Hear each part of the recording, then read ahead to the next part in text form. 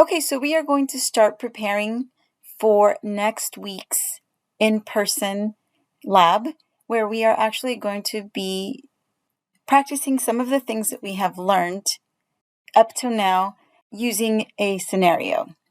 And what we're going to do first is we're going to start off with looking at what a terminology key sheet is and how we can use that to prepare for assignments. So a terminology key sheet is a list of terms that you can create before any interpreting assignment to prepare for that interpreting assignment. You should include terms and concepts you can anticipate will be addressing during that encounter.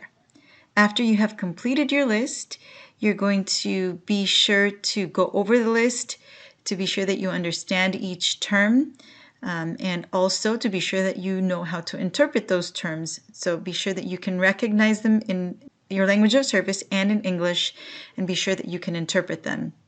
Now, a good place to find those terms, of course, is going to be going to some of those websites that I gave you earlier last week, where you can go into Mayo Clinic, the CDC, Medline Plus, and search for a topic that then you can from there learn about the topic, but also come up with that list. And of course, as you begin to work from previous experience.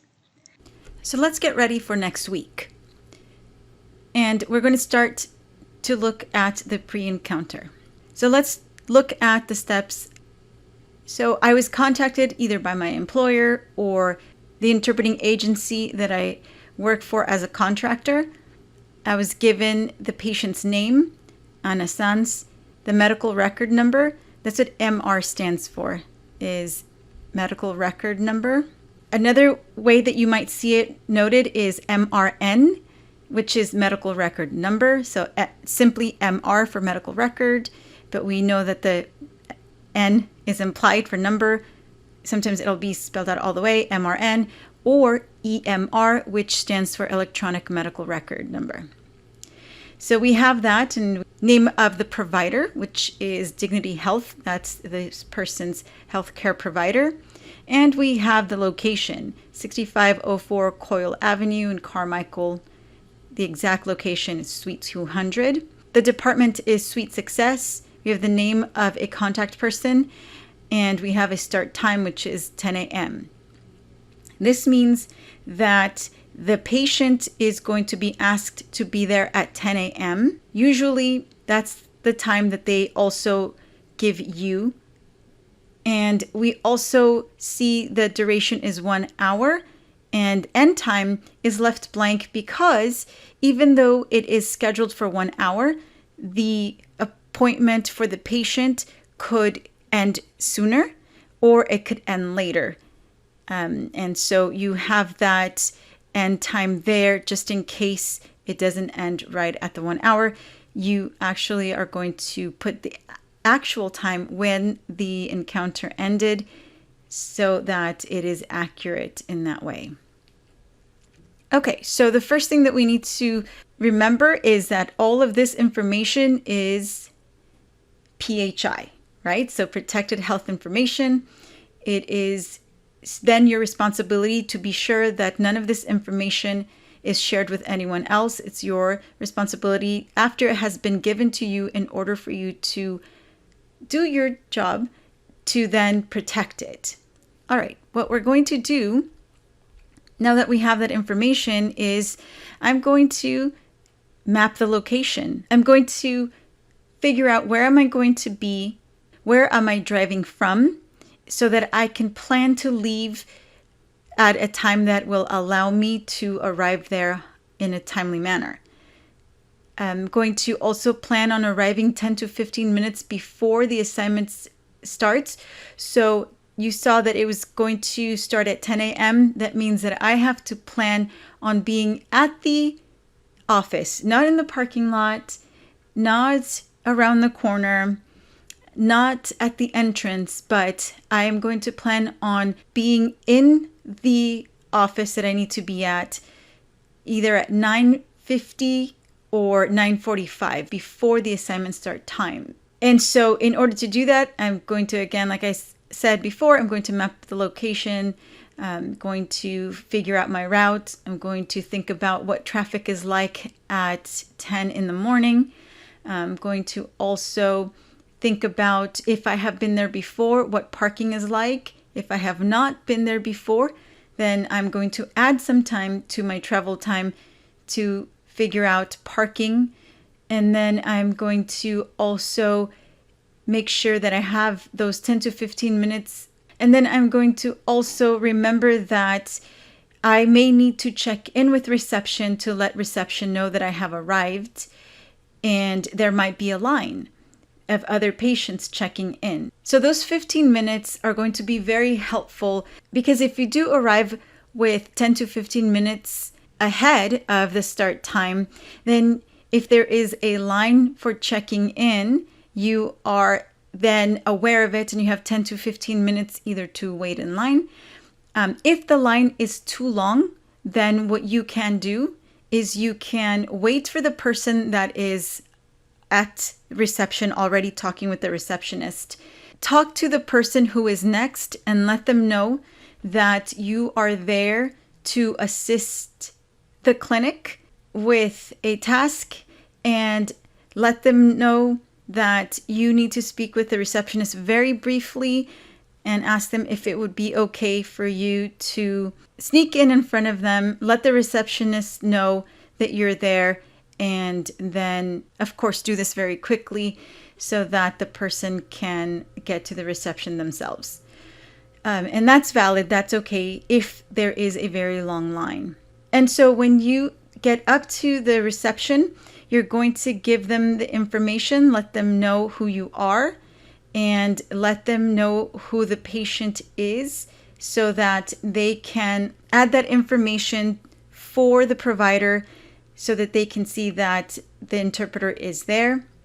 They will also let you know if the patient is there. Now, if the patient is there, if the patient has arrived, what you're going to do is you can do your pre-session or your professional introduction with the patient. But let's talk about first, well, if the patient is there, how do you know who your patient is? What you'll need to do is you will need to ask the receptionist if they can point out the person. If they cannot, then you will ask them to please call their name to the front so that they can come to the front and you can identify them that way. You are not going to call their name out. You are not going to go talk to a person who you think is the patient that you are going to be working with.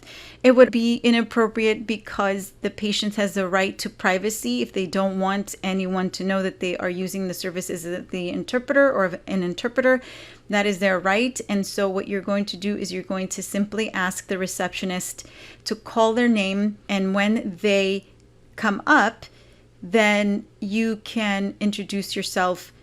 Away from the reception is fine. Away from the receptionist is fine, so that you can allow the person who is next to check in. But you're going to stay in that area, in the waiting room, if that's where reception is, and you can start your professional introduction. After you have completed your professional introduction with the patient, you are not going to sit and chat with the patient. This is very important. You are going to have to move away from the patient so that you do not sit and chat with the patient, to give them privacy, but also because interpreters are not supposed to ever remain alone with the patient. And we'll talk a little bit more about why that is the case later on.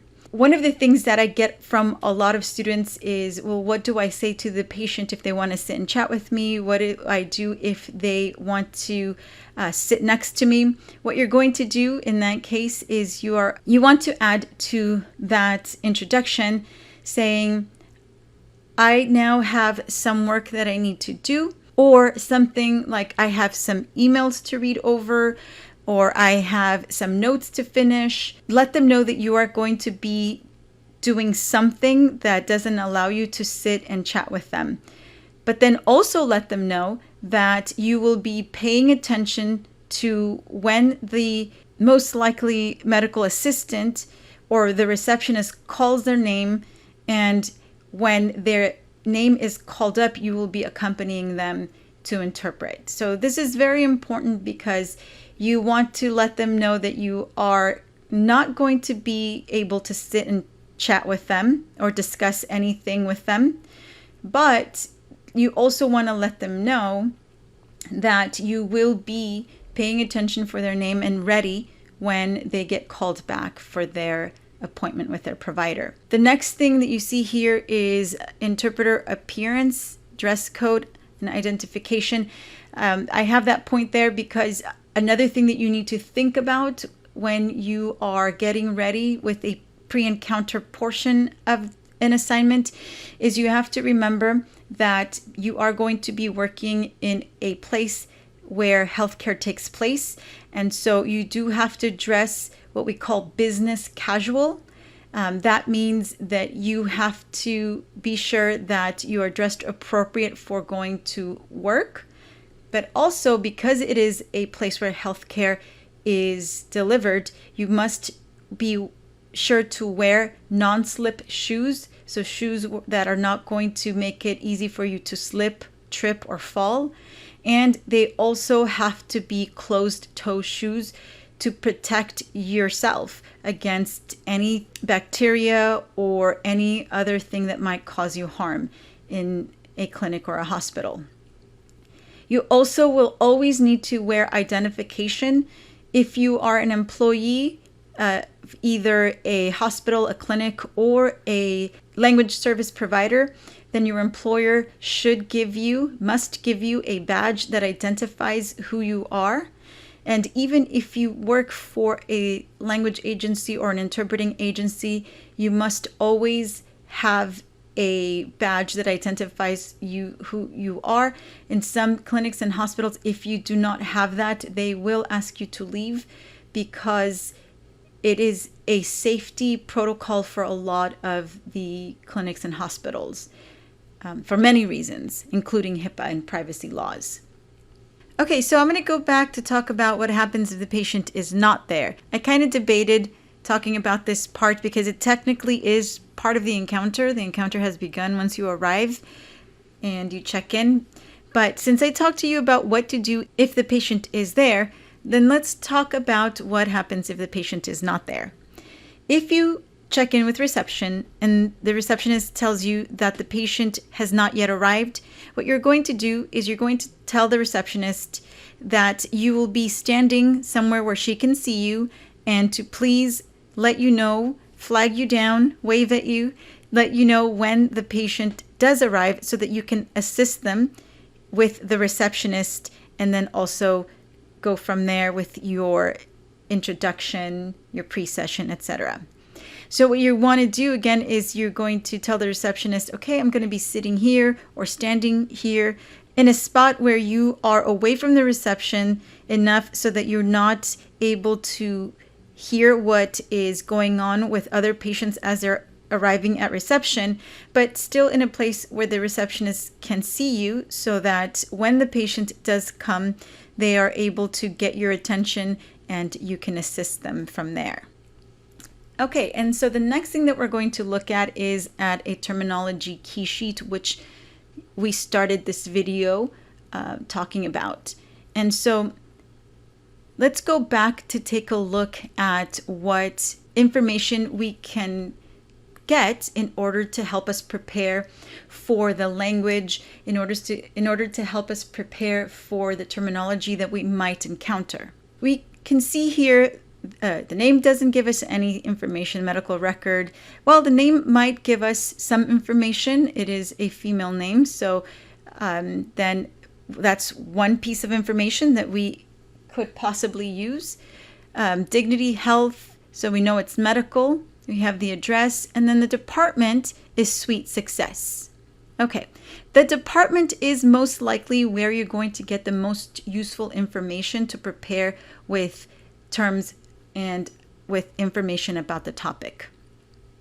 So what I'm going to do then, if this is me and my brand new fresh interpreter, what I'm going to do is I'm going to Google Suite Success and I find what sweet success is.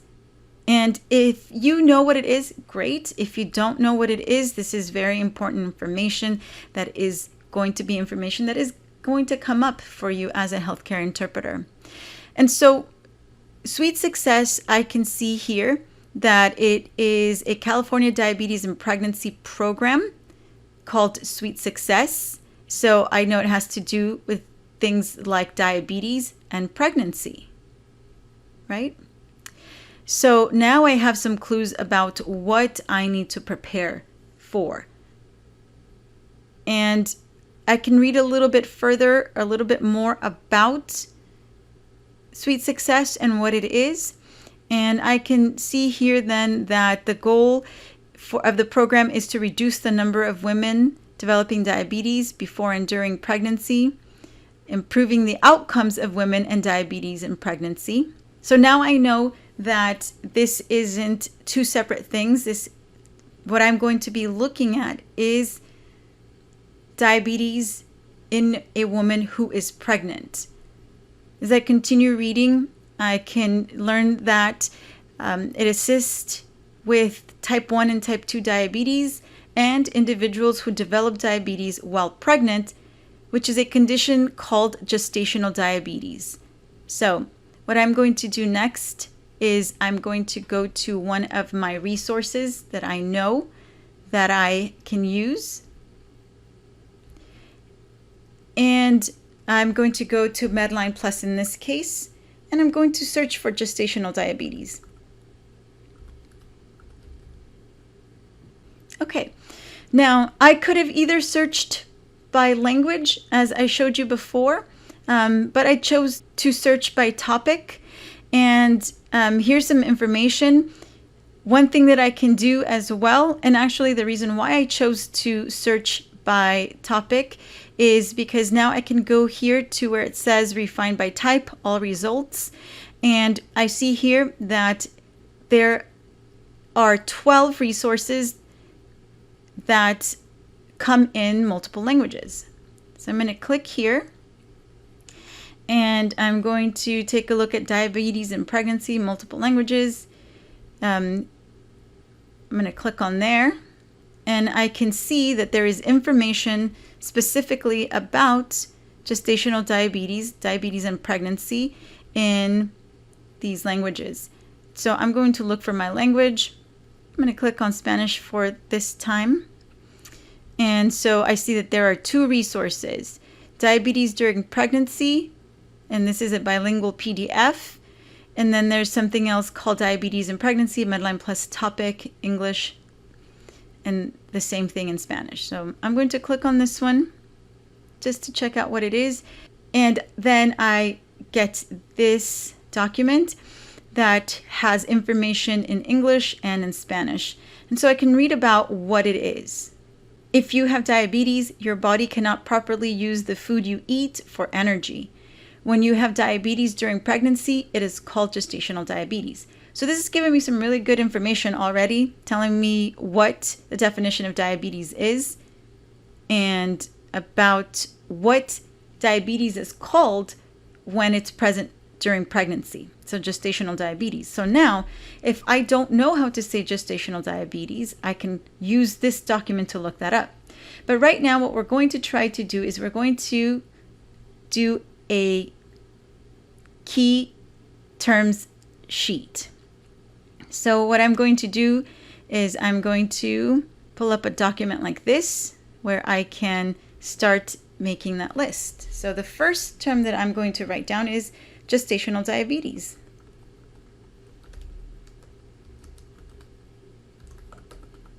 Let's see. When you eat, your body breaks down the foods into a form of energy called glucose. Okay, so very important. Yes, I want to write down things like glucose, right?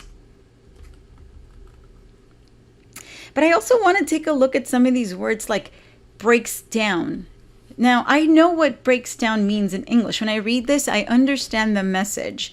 But because I'm an interpreter and I'm thinking like an interpreter, I'm going to then also think about, do I know how to say to break down? Do I know how to express or interpret in Spanish that sentence? Your body breaks down the foods, right? So again, I can see how it is used in Spanish, how that message is transmitted in Spanish. And so I can see here, cuando come, el cuerpo descompone los alimentos en una forma de energía llamada glucosa. So I can see that while in English we are using the term to break down, in Spanish, one option that I can use is decompose, or to take apart. And then that can help me. And so then I can help myself. For example, if I think descompone, maybe that's not a word that I would normally use, I can start using my paraphrasing skills that we learned about and say, well, what is another way to say to break down or to decompose? And so maybe that's one that I also add to my sheet here, to my list. When you eat, your body breaks down the foods into a form of energy called glucose. Glucose is another word for sugar. So I can write myself a note here. Glucose equals sugar. The glucose goes into your blood and your blood sugar rises. Insulin is a hormone made by your pancreas. Okay, so here's some more really good terms that if I don't know how to say, then I want to definitely add to this list and look them up before.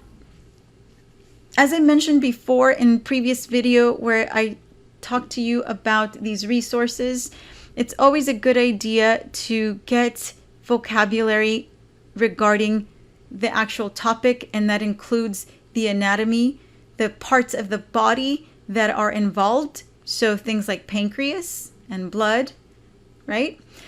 And then it's also good to get information about the signs and symptoms, and then also about how it is treated. Okay, so this is what I mean by coming up with a terminology key sheet list. And so now what I need to do with this list is find the translation for these terms so that if I do hear them during my assignment, I am ready. I have already looked them up, and I can even have this list out with me during the assignment, or ready to where I can get to it quickly during the assignment in case I need it, and kind of use it as a cheat sheet for terminology.